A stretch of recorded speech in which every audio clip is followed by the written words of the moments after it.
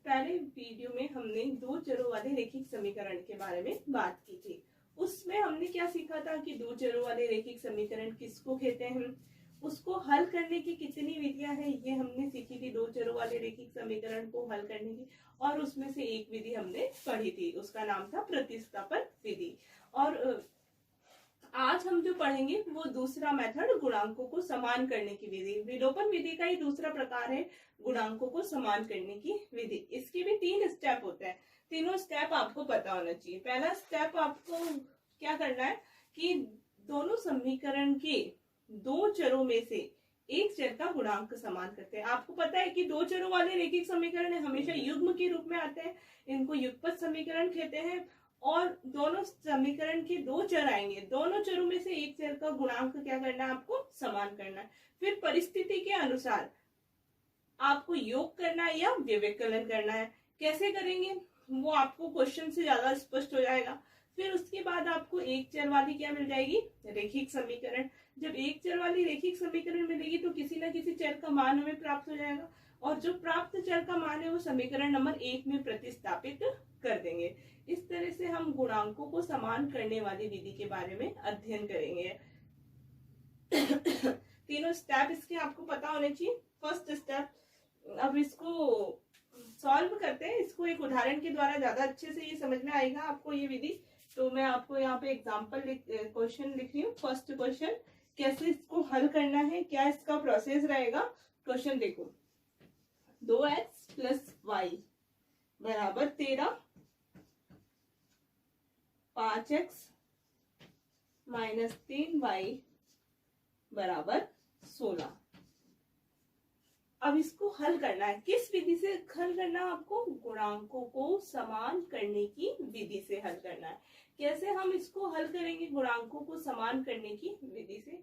तो सबसे पहले इसका हल करने के लिए हम यहाँ पे क्या लिख देंगे, हल करना है तो यहाँ हल लिख दो। यहाँ पे देखो दोनों समीकरण एज इट इज, ये क्वेश्चन का है, यहाँ पे हम आंसर स्टार्ट कर रहे हैं, सॉल्यूशन स्टार्ट कर रहे हैं, इसलिए यहाँ पे इक्वेशन एज इट इज लिखनी पड़ेगी अपन को।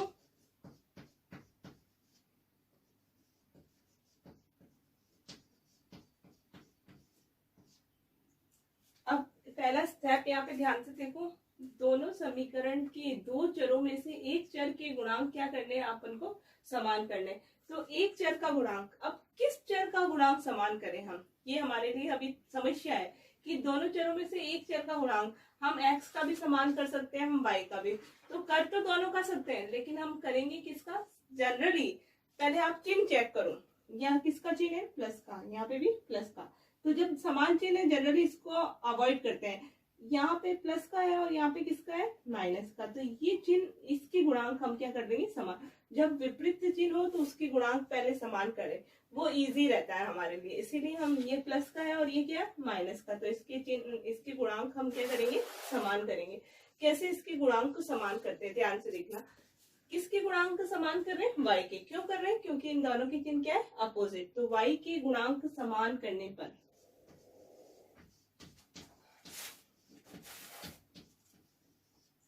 y के गुणांक समान करने पर, y के गुणांक समान करेंगे। कैसे करेंगे y के गुणांक समान, ध्यान से देखना। पहले समीकरण लिख दो,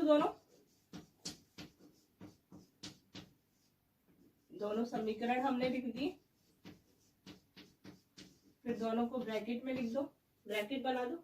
अब किसके गुणांक समान कर रहे हैं, y का। तो इसमें y का गुणांक क्या है, 3, तो यहाँ पे 3 लिख दो। गुणांक कैसे पता लगाते हैं, आपको पता होगा, y के गुणा में जो है वो गुणांक है। इसमें y के गुणा में क्या है, 1, तो यहाँ पे 1। उसमें साइन नहीं लेना है, -3 है तो -3 से गुणा नहीं करना है, साइन नहीं लेना है, सिर्फ 3 है, इसलिए हमने यहाँ पे क्या लिख दिया, 3। अब गुणा कर दो, 3 दूनी 6x + 3y बराबर है, इसलिए बराबर 13 तिया 39, 5x - 3y बराबर 16। अब यहाँ पे देखो, इसका चिन्ह प्लस का और इसका क्या है, माइनस का। ये प्लस का और ये माइनस का, यहाँ पे भी 3y, यहाँ पे भी 3y, ये क्या हो जाएंगे, कट जाएंगे। 6x और 5x क्या हो जाएंगे 11x।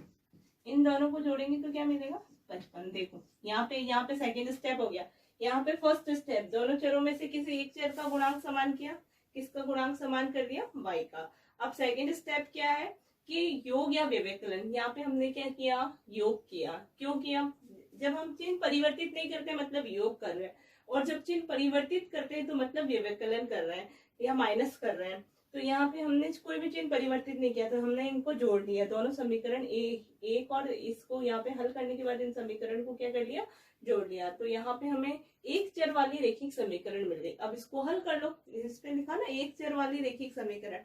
अब इसको क्या कर लो हल कर लो। कैसे हल करेंगे ध्यान से देखना, ये हमने करा हुआ है 8th क्लास में। ये गुणा में है तो किसमें आएगा भाग में 55/11। x का मान क्या आ जाएगा 5। इसको समीकरण नंबर इसको 1, ये समीकरण नंबर 2। y के गुणांक हमने समान किए, x बराबर क्या प्राप्त हुआ 5। इसको समीकरण नंबर क्या लगा देंगे 3। प्राप्त x का मान समीकरण नंबर 1 में प्रतिस्थापित करो। देखो प्राप्त चर का मान किसमें प्रतिस्थापित करते हैं समीकरण 1 में। तो हमें किसका मान प्राप्त हुआ x का मान प्राप्त हुआ, तो वो x का मान किसमें प्रतिस्थापित कर देंगे समीकरण नंबर 1 में। तो समीकरण 1 व समीकरण 3 से, समीकरण 1 व समीकरण 3 से ये 1 लिख दो। समीकरण 1 में प्रतिस्थापित करना है इसलिए यहाँ पे समीकरण नंबर 1 लिख दो। x की जगह आप क्या लिखोगे 5, 2 × 5 plus y is equals to 13, 2 पंजे 10 प्लस y बराबर 13। तो y बराबर क्या आएगा 13 माइनस 10, तो y बराबर क्या प्राप्त हो जाएगा 3। इस तरह से इसे हल करने पर हमें x का मान 5 व y का मान 3 प्राप्त हुआ। ये गुणांकों को समान करने की विधि है। इसमें तो आपको अपोजिट साइन है, कभी कभी समीकरण में क्या होता है चिन्ह समान आते हैं। तो ऐसी परिस्थिति में या ऐसी कंडीशन में हम क्या करेंगे, तो ऐसी कंडीशन का मैं आपको एक एग्जांपल देती हूँ। उस एग्जांपल के थ्रू ये मेथड और भी आपके क्लियर हो जाएगा। तो इसके अंदर आपको ध्यान रखना है, अपन ने किसी भी एक चर का गुणांक यहाँ पे समान कर दिया। किसका समान किया, जिसके चिन्ह अपोजिट है, जैसे ये प्लस का और ये माइनस का। तो इसमें इसीलिए हमने y का गुणांक समान किया। फिर हमने यहाँ पे जोड़ा। जब चिन्ह अपोजिट होते हैं तो हमें जोड़ना होता है, जब चिन्ह समान होंगे तब हम घटाएंगे। तो यहाँ पे दोनों चिन्ह अपोजिट है इसलिए हमने यहाँ पे क्या कर दिया जोड़ा। फिर उसके बाद हमें एक चर वाले रेखिक समीकरण मिल गई। एक चर वाले रेखिक समीकरण को हल करके हमने अन्य चर का मान प्राप्त कर लिया। अब हम क्या ज्ञात करेंगे, अब इसका एक अन्य एग्जांपल और लेते हैं जिससे ये विधि आपकी और स्पष्ट हो जाएगी। अभी ये आपके देखो अन्य चर एग्जांपल सेकंड हम यहाँ लिख रहे हैं। देखो एग्जाम्पल क्या है 3x प्लस 2y बराबर 11, 2x प्लस 3y बराबर 4। यहीं पे हम सॉल्यूशन स्टार्ट कर देंगे। इसको समीकरण नंबर 1 लगा देंगे, ये समीकरण नंबर 2। यहाँ से हम हल प्रारंभ कर देते, क्वेश्चन को हटा दिया, यहाँ पे हमने क्या लिख दिया हल। तो अब इसको कैसे हल करेंगे, वही किस विधि से करना है अपन को, गुणांकों को जिस विधि का नाम हो उसी विधि से हल करना है। हमें किस विधि से हल करना है, गुणांकों को समान करने की विधि से। तो अब कैसे हल करेंगे, कैसे हम गुणांकों को समान करेंगे, ध्यान से देखो। दोनों समीकरण में से दो चरों में से एक चर का गुणांक समान करना है। अब देखो यहाँ पे भी x है, यहाँ पे भी प्लस का चिन्ह है, यहाँ पे भी प्लस का चिन्ह है, यहाँ पे भी प्लस का है। अब पहले तो क्या था, एक प्लस का था एक माइनस का, तो हमें पता पड़ गया कि y के समान। अब इसमें किसके करें, तो इसमें ऐसे जब ऐसी कंडीशन आती है तो ऐसी कंडीशन में हम जनरली x का गुणांक समान करते हैं। किसका गुणांक समान करते हैं, x का गुणांक समान करते हैं। कैसे करेंगे, देखो x का गुणांक समान कर रहे हैं। ऐसी परिस्थिति जब दोनों में चिन्ह समान है, इसमें भी प्लस है इसमें प्लस है, इसमें प्लस है, इसमें प्लस है, तो जनरली हम x का गुणांक समान करते हैं। तो यहाँ पे हम लिख रहे हैं पहला स्टेप हमारा आ गया x का गुणांक समान करने पर।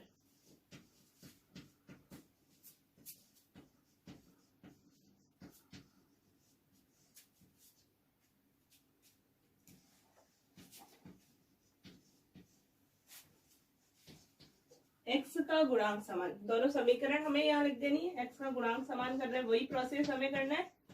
दोनों समीकरण हमने यहाँ लिख दी। किसका गुणांक समान कर रहे हैं? x का गुणांक समान कर रहे हैं। तो इसमें x के गुणा में क्या है? 2, इसमें x के गुणा में क्या है? 3। तो हमने x का गुणांक समान कर लिया। देखो जिसका गुणांक, s को छुपा लो, x के गुणा में क्या है? 2, ऊपर लिख दो। इसमें x के गुणा में क्या है? 3, नीचे लिख। अब गुणा करो, पूरी की पूरी समीकरण से आपको गुणा करना रहेगा। इसको गुणा करो, 3 दूनी 6x प्लस 2 दूनी 4y बराबर 22।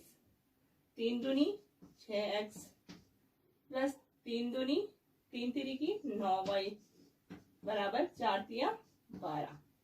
अब देखो चिन्ह, अब चिन्हों का ध्यान दो। यहाँ पे भी प्लस, यहाँ पे भी प्लस, यहाँ पे भी प्लस, यहाँ पे भी प्लस, यहाँ पे भी नीचे की तरफ क्या है? प्लस। अब देखो चिन्ह सभी में समान है, तो अब हमको व्यवकलन करना मतलब माइनस करना पड़ेगा। इस कंडीशन के अंदर अपन कैसे माइनस करेंगे? ये प्लस की जगह क्या कर देंगे? माइनस, प्लस की जगह माइनस, प्लस की जगह माइनस। जब चिन्ह समान हो तो हमने प्लस, अपोजिट चिन्ह, नीचे वाले समीकरण के चिन्ह परिवर्तित करने हैं। प्लस की जगह माइनस, माइनस की जगह प्लस। ये प्लस का है और ये क्या है? माइनस का, कट गया। अब 4y में से 9y माइनस होंगे तो क्या आंसर आएगा? माइनस का 5y। 22 में से 12 माइनस होंगे तो क्या मिलेगा? 10, प्लस का 10। y का मान, ये रेखिक समीकरण में मिल गई एक चर वाली, तो y बराबर 10 बट्टा क्या आया? माइनस का 5। तो y बराबर क्या प्राप्त होगा? -2। हल करने पर y बराबर क्या प्राप्त हो गया? -2। इसको समीकरण नंबर क्या लगा देंगे? 3। अब समीकरण 3 से प्राप्त y का मान समीकरण नंबर 1 में प्रतिस्थापित। दूसरा स्टेप हमने यहाँ पे, पहले में हमने क्या किया था? ऐड किया था। क्यों किया था? क्योंकि वहां पे जो चिन्ह था वो अपोजिट था। यहाँ पे हम क्या कर रहे हैं? व्यवकलन। व्यवकलन करने पर नीचे वाले सारे चिन्ह परिवर्तित करते हैं। यहाँ अगर माइनस होता था वहां प्लस कर देते हैं, तो प्लस की जगह माइनस, माइनस की जगह प्लस। और फिर जो भी हमें एक चर वाला, यहाँ पे हमें एक चर वाला रेखिक समीकरण मिल गया। एक चर वाले रेखिक समीकरण से प्राप्त y का मान अन्य चर में प्रतिस्थापित करने पर समीकरण 3 व समीकरण 1 से।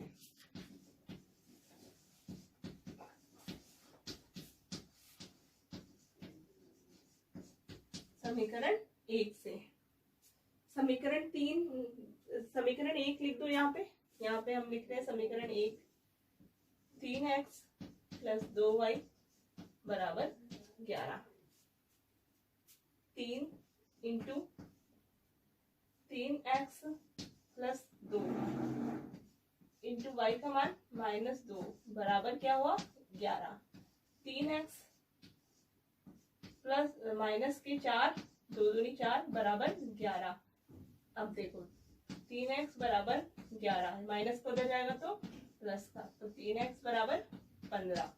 Now x is equals to 15/3। तो x का मान क्या प्राप्त होगा? 5। इस तरह से समीकरण को हल करने पर x बराबर 5 व y बराबर -2 प्राप्त होता है। ये आपको गुणांकों को समान करने की विधि है। अब इसका आपको मैं होमवर्क देती हूँ, आप ध्यान से देखना। जब चिन्ह समान हो तो कैसे करना है, और जब चिन्ह अपोजिट हो तो आपको कैसे करना है। तो अब मैं इस पे आधारित आपको क्या दे देती हूँ? होमवर्क। जब समान चिन्ह होते हैं तो आपको घटाना रहता है, और घटाते समय आपको ध्यान रखना है नीचे वाले चिन्ह परिवर्तित करने हैं। अब मैं आपको होमवर्क दे देती हूँ।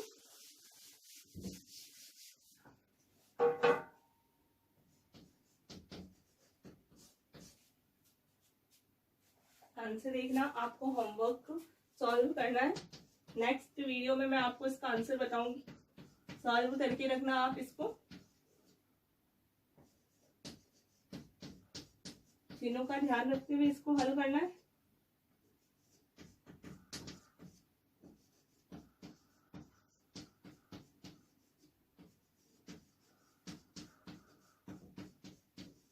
Thank you.